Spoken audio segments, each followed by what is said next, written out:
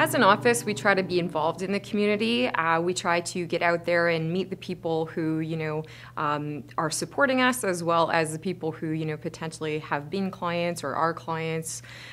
We like to be involved in helmet safety. That's a big concern for our office because the outcome of people not wearing helmets or being injured, having had injuries in, whether it's sports or auto accidents involving cycling, things like that, the outcome can be very devastating for people who have had injuries when they haven't worn helmets. So a big area of focus for us is really promoting helmet safety within the community, whether it's through the Bikes, Blades, and Boards program, in association with the Tiger Cats. One of the things that we like to do is once a year we attend one of the Tiger Cats games and we distribute helmets, which are pretty fun. They actually are cardboard helmets that turn into an exact replica, essentially, of a Tiger Cats helmet. But on the inside, where the community service portion is, it's not just a fun toy that we give away to kids. On the inside of that helmet is instructions for parents or for teachers who are getting these helmets on how to properly fit children for helmets, whether it's for cycling or rollerblading or skateboarding. Hamilton has a very nice skate park up on the mountain, and quite often when we go by, we see kids skateboarding in, what is essentially a fairly dangerous sport, although most people think it can't happen to me.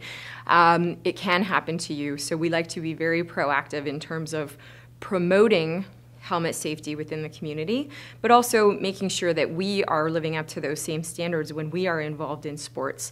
A number of people in our office are involved in sports. I specifically do triathlon, and I make sure that I'm always wearing a helmet when I am out on the road cycling or even in the trails, because we like to practice what we preach, and we believe that helmets are a very integral portion of sports.